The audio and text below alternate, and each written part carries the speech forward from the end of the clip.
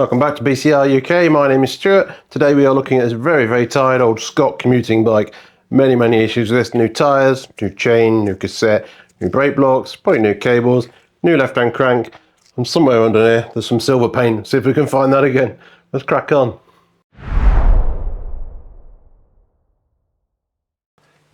These tyres are pretty much toast. There's a bit of tread left on them, a little bit, but they're very perished and split. Two different tyres, two different sizes, so we're going to put a pair on there that matches. The build up on this jockey wheel is just incredible. It's almost solid. Chain is well over 1% wear, so obviously we're changing the cassette at the same time. A shock ball, anything over 1% wear, we automatically changing the cassette because it's 100% going to jump down these lower sprockets. So that's getting changed. Cable's actually looking pretty good condition, and I think these were done about 5 years ago. They are stainless with a full outer. But we'll have a closer look at those when we're in there. The front derailleur is very corroded, but I think it's actually still working. We'll get some lubrication in there and see if we can revive this. If not, we might be changing that as well. New brake blocks for the V-brakes, and obviously some new noodles on here. There's a lot of corrosion on there. They are kind of still working, but for the sake of a couple of pounds, we're going to fit some new brake cables to this. Again, new front tyre. The bearings actually feel really good, front and back wheels. There's a little bit of play in the headset, so we'll strip that down and get some fresh grease in there at least. It doesn't feel notchy. It just needs cleaning up and some adjustment, I think. All these bits on the frame, these will actually clean up pretty well. I think you'll be surprised how well this frame actually does clean up. All these bits and pieces will come off. A big bubble of corrosion here. This paint isn't actually attached to the fork anymore. All that's loose, it might fall off. Some crusty old mudguard brackets here the customer's not using, so that'll come off as well. I did ask him, he's not using that. And getting a new noodle on this brake as well. And just a damn good clean on the rest of it. It's a pretty run-of-the-mill job, really, to be fair. This is the sort of thing I do day in, day out. I should power through this in probably an hour, really, realistically, if I wasn't moving the tripod. But we'll see how long it takes. Everything's in stock apart from this cassette. I've run out of the 1132 8-speed, unbelievably. I've normally got loads of them in, but that's coming tomorrow. But we can carry on with the rest until that arrives anyway. They are stainless steel spokes, so it's got a half decent quality wheel, actually. Apart from all the obvious stuff, the main thing it came in for is this left-hand crank keeps falling off. Customers obviously tightened it up, but once the left-hand crank taper is worn, doesn't matter how tight you do it, these are coming off within a week or two again. So I don't have the exact Shimano one on its own. I do have a full chain set, but I do have just a normal black crank we can fit on here, brand new one. And get all these accessories off so we can get it clean. It's pretty disgusting underneath all this. So this front derailleur is extremely corroded, but it does still work. So I think that'll be okay. I'm going to get some new brake pads front and back as well, because these are pretty low. Well, they're very low, so they'll be coming off as well. Let's make a start and get the wheels off and get it stripped down. So with something like this, it's easiest just to get it stripped down, take the wheels off, pull all the big bits off. May as well pull the brakes off. And just, I'll show you how long that doesn't take. That's the wheels off. That's that off. Going to disconnect these brakes. We're going to put new brake cables on because they do look corroded. Gear cables, like I say, they're looking pretty good condition, so we're going to keep those on there. Power these off as well. I don't know if anybody's seen the video I did on power tools, but the viewing figures are extremely low. I don't know why. I might refilm it because it's quite an old video now. Just didn't get picked up by the algorithm, but some interesting bits in there, so I might do a remix of that one. Right, let's get these V-brakes off. Plenty of corrosion on there, it needs some grease as well. There you go. That's off. I'm just going to take this chain off. People ask me why I don't use the quick link. If it's obvious I will, but when it's this oily, it can take me 5 minutes to find it. By the time I've done that, look, the chain's off. It's just quicker to do it like that. That's off.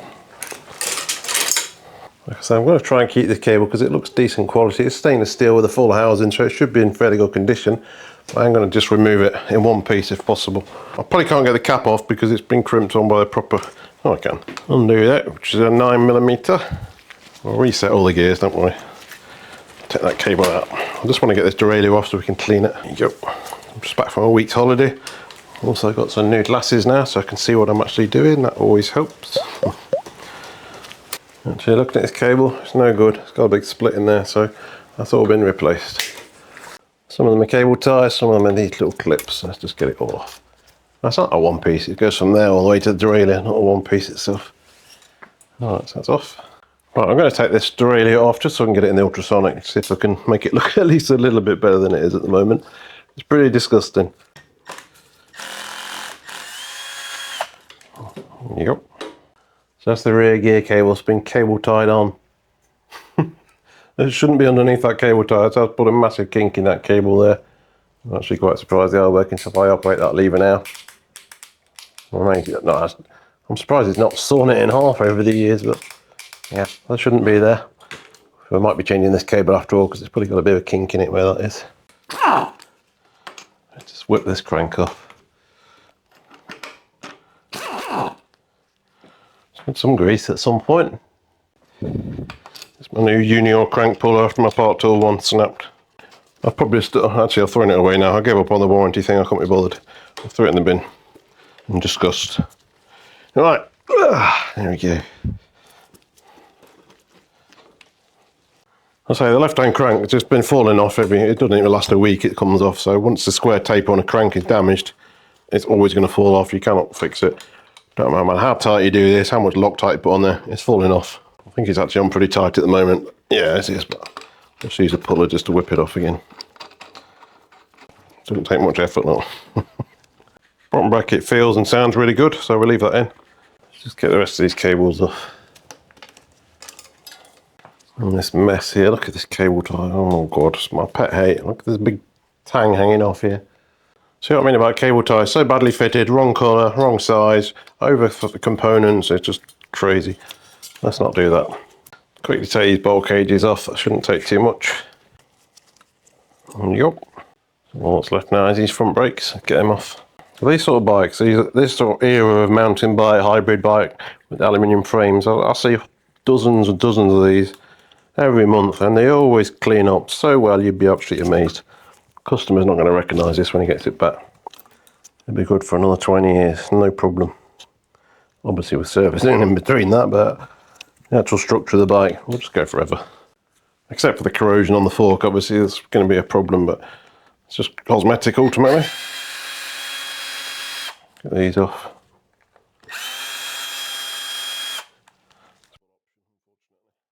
Just disconnect this stem and the whole fork will come out now. Take this out. Loosen these off. Oh, a bit corroded as well. And the whole thing will be done. Well, it's not been out for a while. Corrosion. It's the right size out, that's good. Alright, they should all come out now. Do you fancy my chances of this actually coming out or being seized? Looks okay. I love tap with your dead blow. Once you break this taper in here, like that, we're done. Out. Good grease in there. Like I say, customer said it was serviced about 5 years ago. It's got evidence of that, yeah, for sure, but it's definitely due one now. Alright, that's off. Clean these up, we'll put some fresh ones in. They actually look pretty good underneath the grease. So. Get this rusty old bracket off. Oh god. How long does the bolt want to be? We'll check this seat post, but as the guy's used it for the last 20 years without needing to move it, then if it doesn't move, it's really not the end of the world. He's not planning on selling it or giving it to anybody else that's smaller, but we'll try it anyway. Done. Bit of tape or a marker pen just to mark the position of the saddle. Trusty old 5mm in here. Just clear it out first. So it's not essential. If this doesn't move, then it's really not the end of the world because the customer's got no intention of ever moving it. Oh my god, it's so rusted. I got told off for hitting my socket the other day on another video, but if it breaks, I'll buy a new one. It's not the end of the world, guys. Alright, oh, it moves, no problem. Beautiful. Right, let's get that cleaned up and put it back in where it was. Let's clamp off and clean that as well. So down to a bare frame in probably less than 10 minutes if I wasn't moving the camera around, obviously.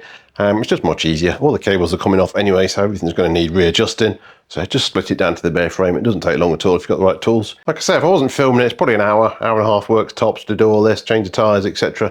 and get it all set up. It's just bread and butter stuff, but hopefully you guys learn a few bits and pieces along the way. Just before we continue, I want to take a moment to thank this video's sponsor, Sport and Leisure. They've recently come on board to support the channel, and I'm really pleased to have such a great company on board. Sport and Leisure are a UK-based cycling retailer stocking thousands of products from components and tools to clothing and accessories. Every item is clearly listed with accurate descriptions and high quality photos, so you know exactly what you're getting, unlike some others I've used before. Unlike a lot of other sites, they don't drop ship. Everything is held in their own warehouse and ready to go. If you place your order before 3 o'clock in the afternoon, it will ship the same day with free shipping on all orders. But if you need it urgently, the next day delivery is just £2.50 in the UK. That's been very useful for me on several occasions, including the cassette for this bike. Absolute bargain. They've given me a discount code for viewers of this channel as well. On your first order, just use the code below, BCR10 at checkout, and you'll get 10% off. So if you're after parts, upgrades, or just a few workshop spares, head over to sportandleisure.com. The link's in the description below. Thanks again to sportandleisure.com for supporting the channel. And now let's get back to cleaning this frame. I'm just going to clamp the frame again by the seat post so we can get cleaning. You never really clamp it by the frame if you can help it. It's not clamped, it's very loosely resting in there, don't worry. Right, that's that one. Get some grease on your seat post. Shimano Premium this time. Anything is better than nothing. Right, where's the tape that we put on is there. Just going to align that from the front of the bike by eye. We can always do it on the floor if need be. That's not far off there. There's no torque setting on this, but you're not going to go far wrong with 6 Newton meters on a seat post. One of these park presets, done. Right, now we can clamp back in the seat post. Now I can make a start on all this rubbish down here. It's pretty disgusting, but I think this will clean up really well. Let's give it a damn good clean. I think there's 20 years worth of grime stuck in there. Hopefully that'll come out. Hangers tight. Frame feels good. So we're going to clean the frame. Just use Zep. Just spray this all over basically, and then a nylon brush to work it into the more tricky areas. So it's not very exciting to watch, so I'll just crack on with this and show you the finished results, and then we'll go with some polish as well to get some of these marks out as well. So let's crack on with this.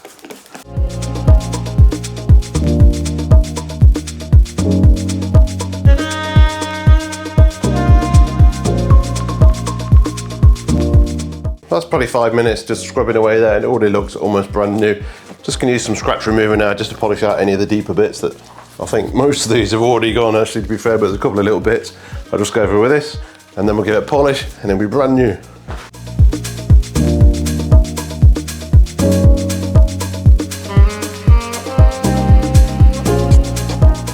Final ingredient, just a little bit of polish, quite a lot of polish.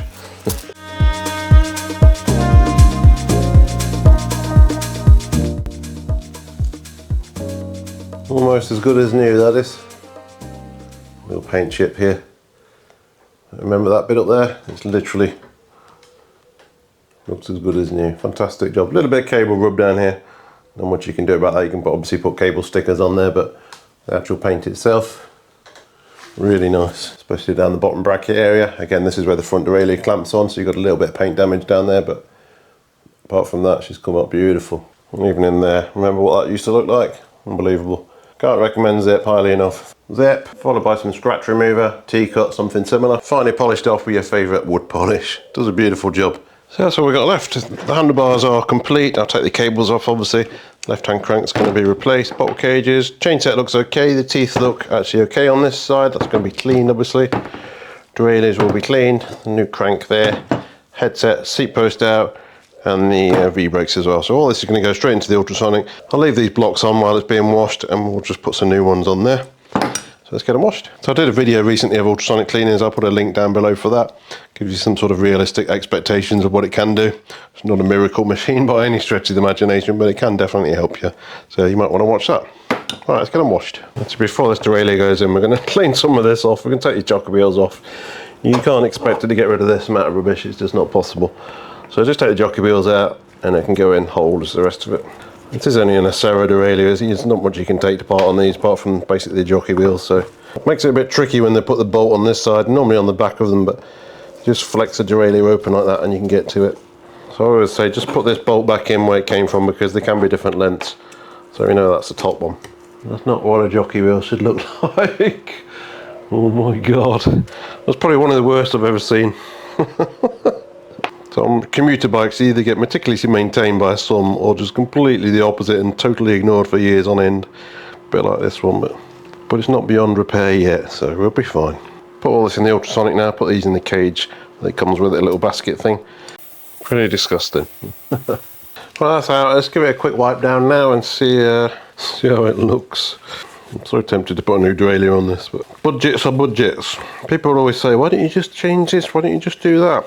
I can't just fit brand new components randomly without asking the customer. They come in with a budget, I give them a quote, and that's what we try and work to. Obviously, if we find something catastrophic along the way, I'll speak to the customer and we see if we need that, but we can't just change things for YouTube's sake and make things look nice and shiny. We've got to compromise somewhere.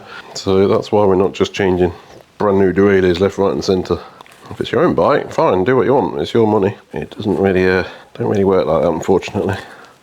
A slight improvement on the derailleur. The important bits are clean, the actual bit that's pushing the chain over is in good condition. I get all this blown through the airline, get it lubed up, let's see where we're at. This is not the original chain set from the bike, you can tell this is a much newer unit, but I'm a bit confused why the left-hand ones fell off as well. If it's fairly new like this, maybe it wasn't torqued up correctly. Left-hand cranks have a habit of falling off. It's always the left-hand crank. Never have worked out why. I think someone told me once, but I forgot, sorry. These V-brakes will be okay as well. I think these are Tektro units. Yeah, Tektros. Bit of corrosion on them again, but they're still working. We'll put some new pads on here. That's good. And the seat lamp as well, that's cleaned up nicely. For 20 years old, it's come up nicely. This is a little cage where you put all the little bits and pieces, all the bushes from the jockey wheel, they can go in there. The headset bearings come up like new, so they'll be reused. You do need a knife in the workshop. You'd be surprised how much use this knife gets. More so than a lot of other tools. It makes a CK. The fork itself is probably what's going to let the bike down. When you look at that, look, it's just huge bits of paint just flaking off. Look at this, it's just literally just flaking off, it's just corroded underneath. That's not white paint, that's corrosion. Crazy. Yeah, it's only a basic fork at the end of the day, but we'll clean it up. The important bits are in good condition. Crown race, the steerer. It's just the rest of it. Yeah, seen better days. No, again, it's not within budget to replace this, not by any stretch of the imagination. So if you want to try and paint this, what you need to do basically is sand all this stuff off, key it with some sort of 600 grit wet and dry, get some acid etch primer on there and paint it. Well, that's not part of this, that's for sure. Just get the flaky bits off so they don't fall in anywhere they shouldn't be. Just going to get some lubrication back in this now. This is a Finish Line 2-in-1, so it's a lubricant and degreaser. It's also pretty much empty. TFT lube in here. Normally I've got the one with the extended nozzle, but I've run out, so I'm having to use this one. It's not quite as accurate. So just tend to go a bit all over the place, but not a problem because it does give it some corrosion resistance as well. So this front derailleur is in a pretty sorry state, but it is working, so we're going to put it back on for now and see how it performs with some fresh cables. Pad wise, I use this big box of Fibrax pads here, so we'll just grab 4 of these and these can be fitted once they're back on the bike. I've got a replacement left-hand crank here. It's not exactly the same, obviously, because it's not a Shimano unit, but it's black. And the important thing is obviously the length. This is a 175, and you also need to make sure you order this. It's either, they're both square, obviously, but one's called a square because it's literally square, and one's called a diamond because it's literally on a diamond shape there. So if you are getting a new crank, you need to make sure you get the right length, obviously, preferably the right colour, and make sure you get this orientation correct. Because if you're not replacing this other one, obviously if she's like that, you're going to have a big problem. You're not going to be able to ride your bike with your cranks like this. So make sure you get either square or diamond, whichever's on your bike. You probably won't be able to find out until you take the bolt out, then you should be able to see what you've got fitted in there. Now, let's just have a look at these handlebars. So we're going to take all these cables off. I've decided I'm going to change the gear cable in as just regardless. It'd be crazy not to at this point. Just a bit of a mess at the moment of cables. So I'll get all these removed and get some fresh ones fitted when it's on the bike. Get the brake cables out. What you need to do, you line these slots up here, pull that out, and then it'll just pop out the lever there. That one. There's 2 gone. Get these gear cables off. So now to get these cables out, just 2 little screws you need to take out. They're all little as well, so don't lose them.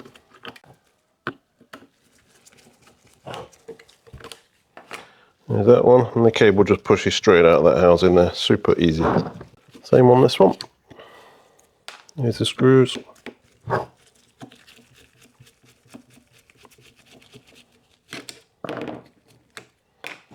And there's a cable there.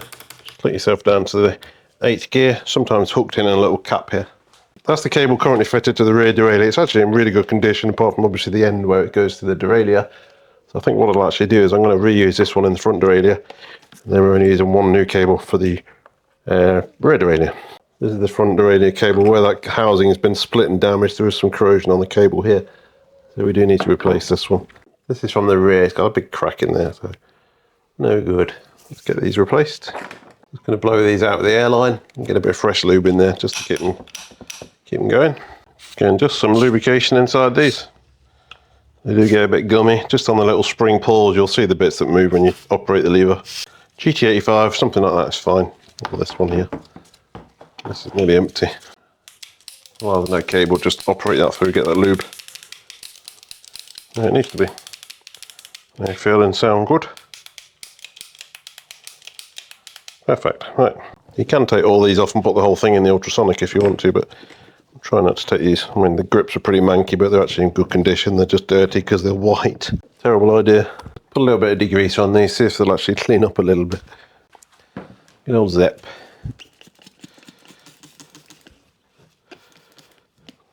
Is he going to clean or melt? Right. Slightly cleaner, dirty cloth. A slight improvement. Not too bad actually. To the other side. Right, I'll cable this back up when it gets back onto the bike when we've got the fork in. Otherwise you're just tripping over cables. I wonder if these are the original grips. They are Scott grips. It might be the originals. They're actually still in pretty good condition, so let's not waste them. Let's get the pedal off this old crank. Don't forget it's a left-hand thread, so unscrews the opposite way to what you'd think. Like that.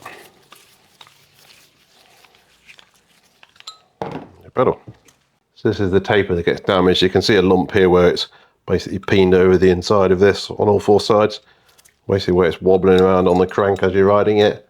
Once that square gets damaged, you're never getting this to stay on the bike, ever. That's for the bin, unfortunately. So what we're doing with the wheels is changing the tyres, because there's big splits down this side wall here. The back one's even worse than this, so let's get a matching pair on. Again, there's a lot of corrosion on things like the quick release. Bearings feel okay actually. And they are stainless spokes. Tensions all feel good. They are nice and true. So we're just going to put some new tyres on. We're not using this magnet, so that can come off. You see, once you take the air out, you'll see this tyre is very, very perished on the side, really bad. And I'll say the back one's even worse. So they need new tyres. You can't always judge a tyre by the tread. You need to look for sidewall damage as well, like this. Got a puncture protection tape inside this tyre. I don't see many of those. Let's put it back in the new one then. Found these panel racers on this. These Crosstown. They're quite nice, these are. Quite like these tyres. 700 by 42s. There's loads of room on this bike for anything. Right, let's see if we can get this tape in. Right, I guess this just runs in the bottom. I'm not sure how this is supposed to hold itself in once you get halfway. Somehow it stayed in on its own. That's good. You might have noticed in the video my watch has actually stopped. I've only just noticed. That's useful. Beauty of stainless spokes. Comes up like new. Get this tyre on without the protector falling out. That would be interesting. I'm half stood outside the workshop at the moment because it's quite a nice day. Get a bit of fresh air. That's in. Valve hole lined up. And the tube going back in.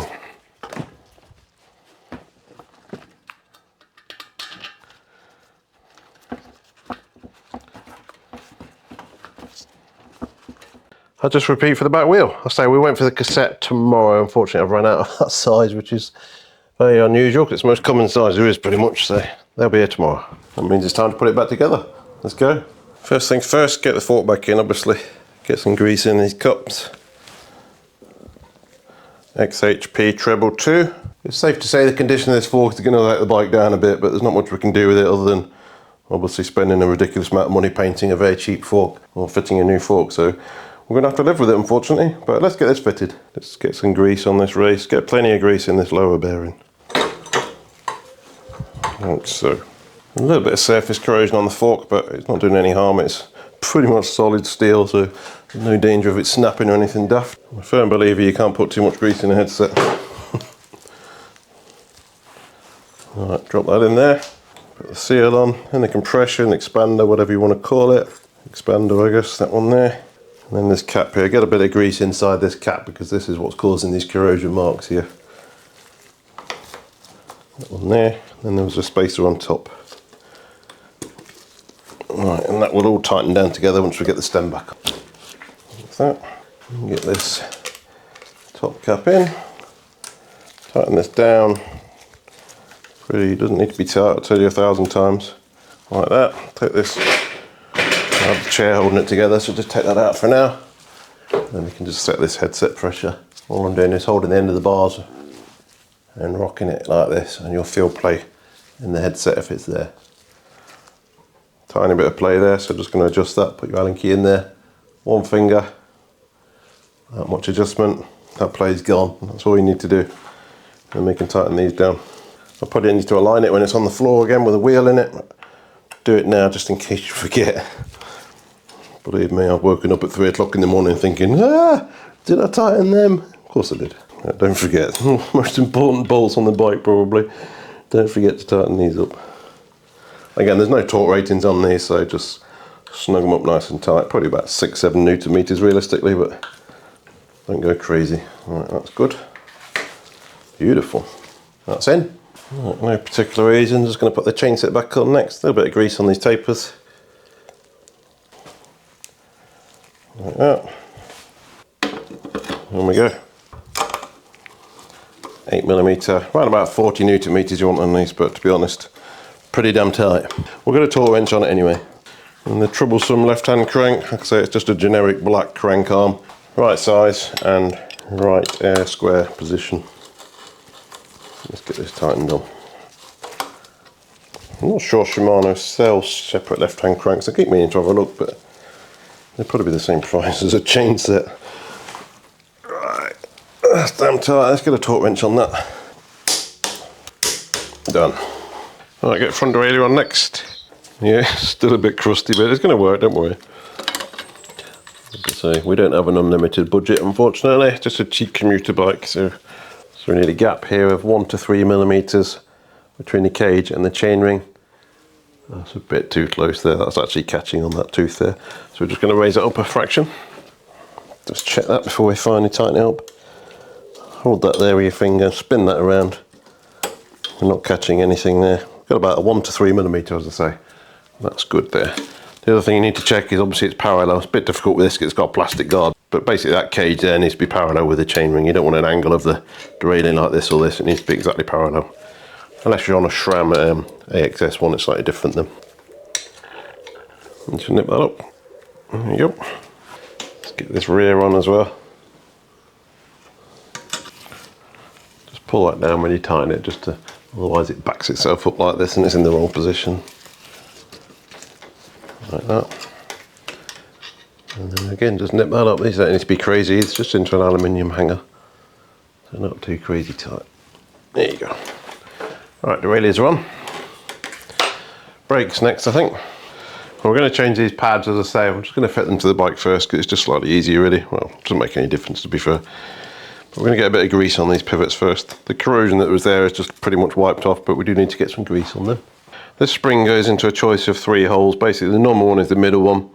If you need a bit more spring pressure, you can put it at the bottom one. If you need less spring pressure, you can put it in the top one. But generally speaking, you get away with the middle one, and then the adjustment on the V-brake itself is enough to compensate if you need any more. So just go for the middle one normally.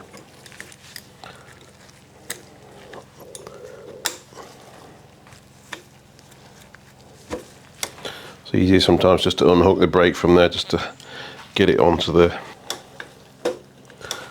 It's Loctite on these bolts from factory, but it obviously pretty much non-existent now, so I just put a drop more on these. Chuck it on the floor and get them back in.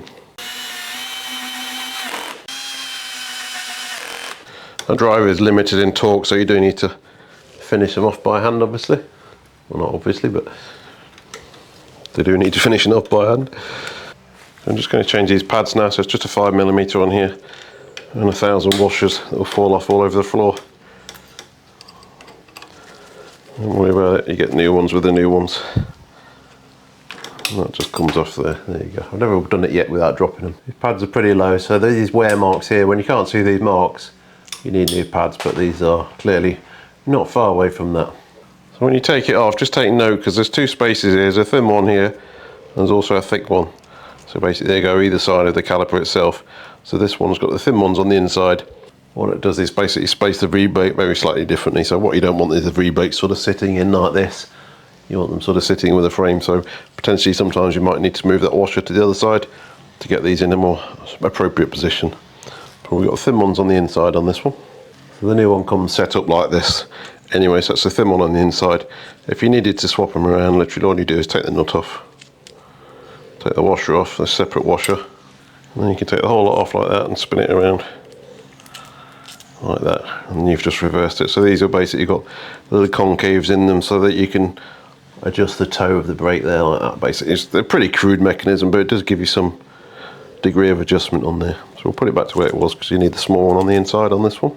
So then that one goes into the brake and thread everything else back on with the washer and the nut. You can't set the position yet until we've got the wheel in, so just get them somewhere relative. Don't need to be tight yet, obviously, because we've got to set them. So just do that with the rest of them. They're a bit fiddly, to say the least, sometimes. Alright, so that's in there. The other thing you need to make sure is a curvature on this block. You can see, I don't know if you can see, but the top of this block is basically curved in the shape of the wheel. So make sure you get that the right way around. You don't want it the other way up because that's a flat edge. This is a curved edge which basically follows the profile of the tyre like that. So make sure you get them the right way up. We'll progress that when we get new cables and get the wheel back in. But they're on now. Just the same on the front, bit of grease. There's only one hole on this one, so you don't have the flexibility if needed, but normally they're okay. And just drop these in like that. Again, just bolt these back on with some fresh Loctite. Longer bolts on the front because there's obviously more of a force going forwards. On the back, all they're ever going to do is pull themselves on.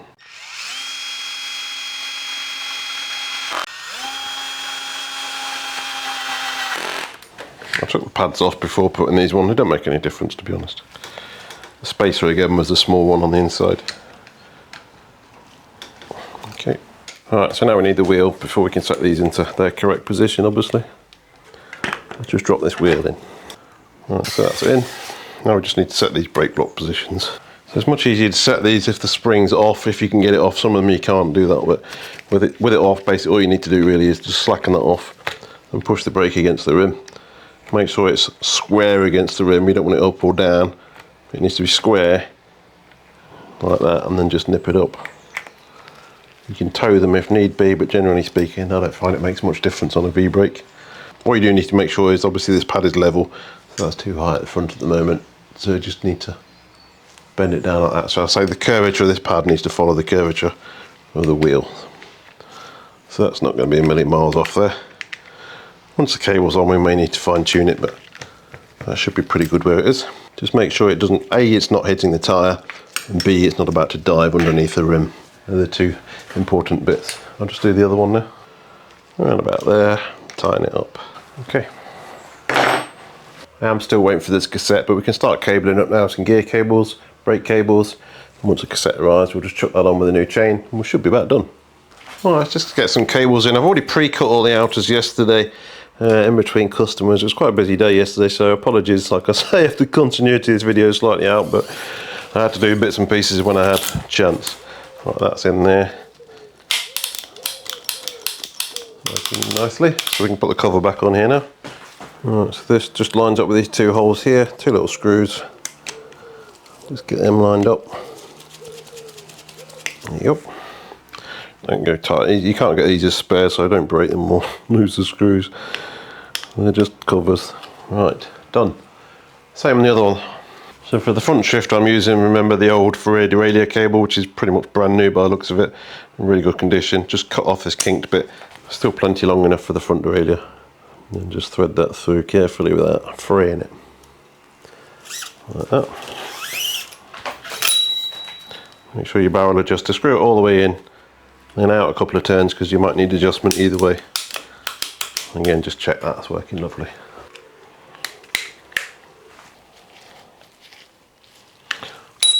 That works. Right, so that's the gear cables on. Just need to fit the outers and we'll get some brake cables fitted too.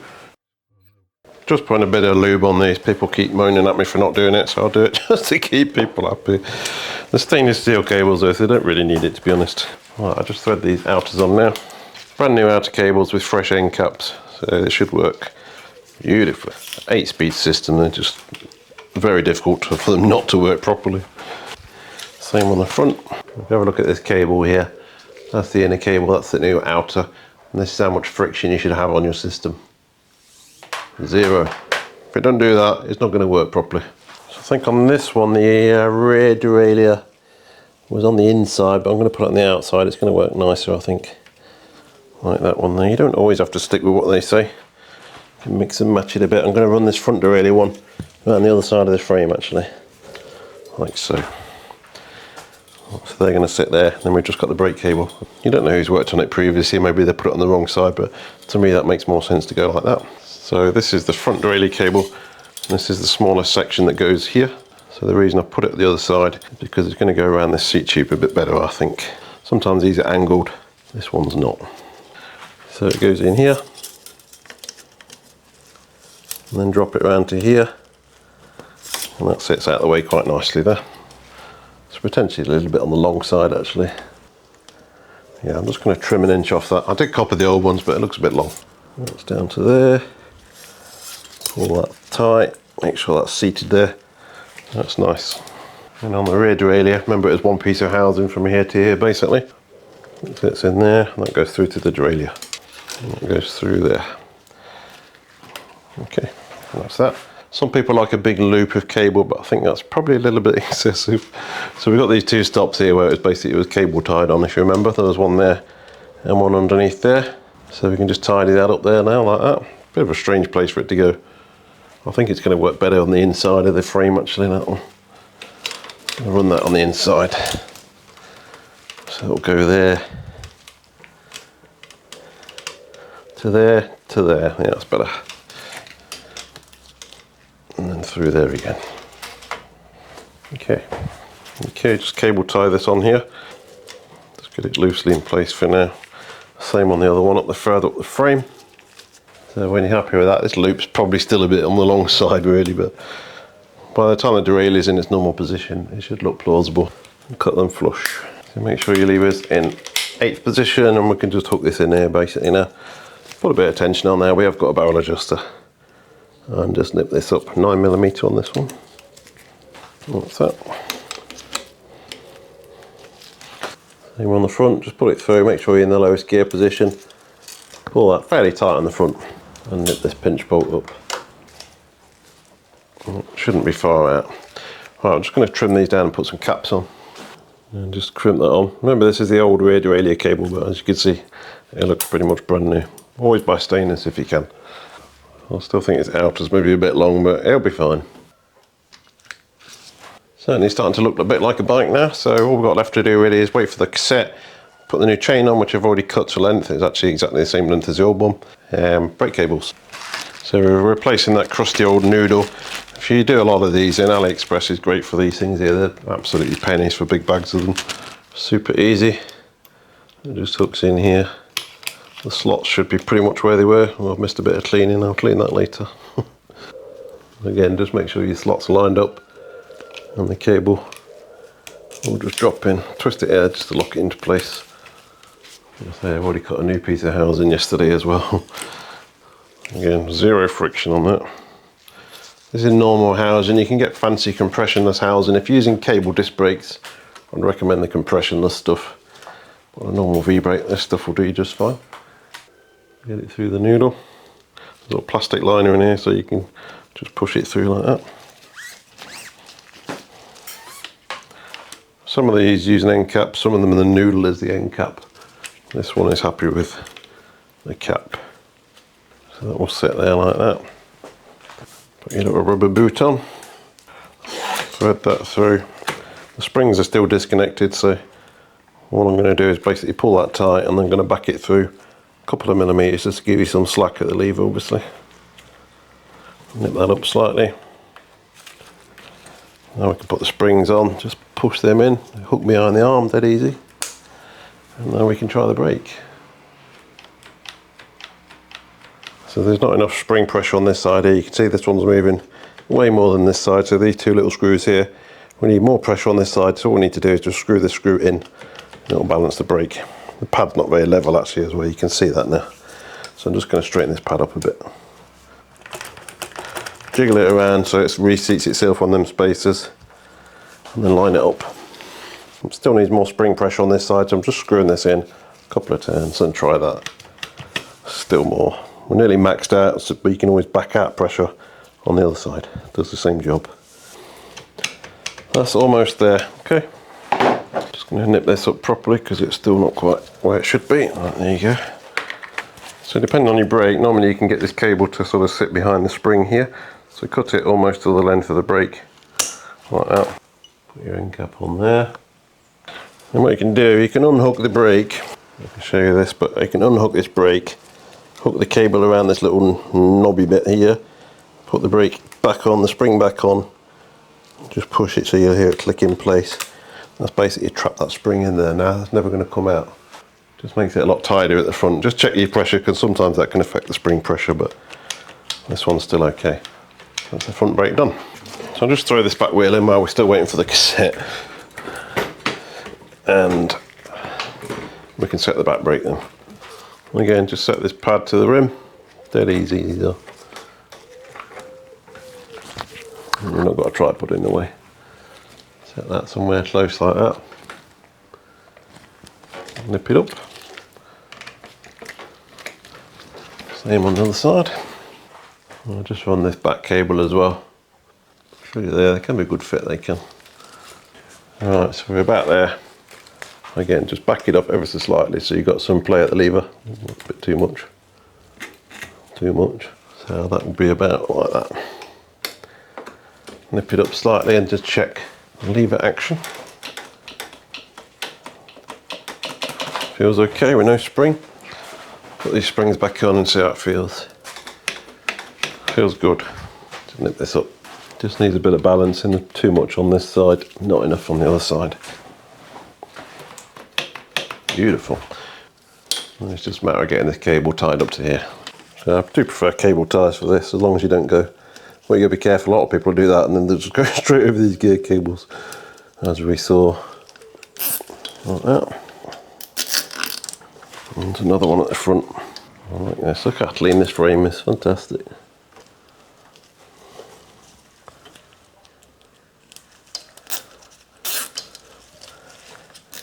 Like that. Cut it off flush, or you can use a cable tie gun if you've got one like this. Does a nice job. Like that. So I'm still waiting for the cassette, then we can put that on with a new chain and just set the gears, they should be fine. And then we are about done. As if by magic, 5 seconds after I said that, this just turned up, so let's get it on. Let's get a bit of grease on here. I'm still not convinced it does much, but so these are super easy. Just look for the big fat slot there. Just say that carefully. And then line that up with that. Again, much easier than this. Compared to microspline, they can be super fiddly. And XDR, oh my god. XDR terrify me. The thread's so fine, you've got to get it so fine. Otherwise you've destroyed the hub or £200 cassette. I don't like working with them.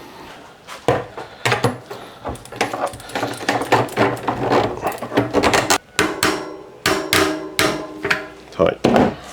Alright, so cassette's on. Let's just throw this chain on. This is a Sunrace chain. I tend to use Sunrace for anything up to 9 speed. They're very good chains, very good value. Never had any issues with the braking or fakes or any rubbish like that. So Sunrace, very good. And just clip that on. If you're some sort of masochist, you can start whacking your pedal with your fist, but I'd just rather use the tool personally. Thank you very much. Because we've got new cables, we're going to basically bed these housings in. So all I'm going to do is here is force the gear lever without pedalling, and it will basically just force all these plastic bits in to where they should be, like that. And then you can set the gears. So one click up, not 2 clicks. So one click up, almost there. Just needs a bit of cable tension. A couple of turns on there, and that's straight up there. Back down, up, up.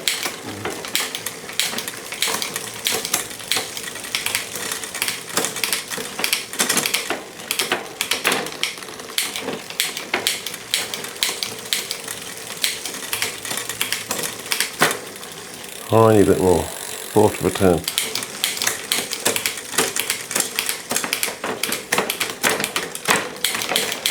Oh, that's good on the back. Let's do the front. This crusty old derailleur going to work? I mean, it's already shifted once, so let's go down. That's okay. Up one, up there. Absolutely fine.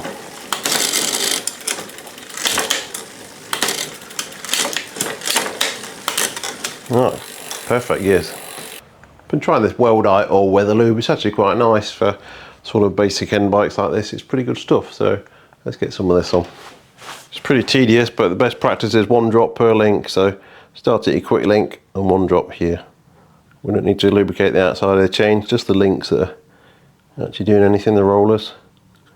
So just keep going like that until you get back around to your quick link. And that's it, done. Just got to tighten this other pedal up before I forget onto the new crank. There you go. Check this one while we're tight.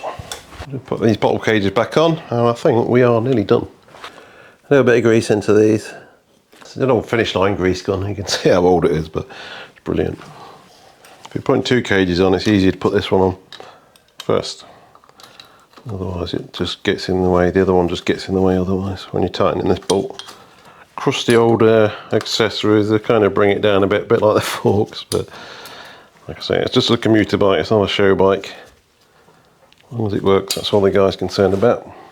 But saying that, I think he'll be quite impressed. I hope he is. My watch's still not working, I need to get a new battery fitted somehow. Never mind. Just going to drop it to the floor and check the alignment of this handlebar, but it should be about right. Actually, it was a tiny bit out, so I'm just going to pull it over. I can't fit my laser on there because it's got so many accessories on. I have to do it by eye. Such hardship.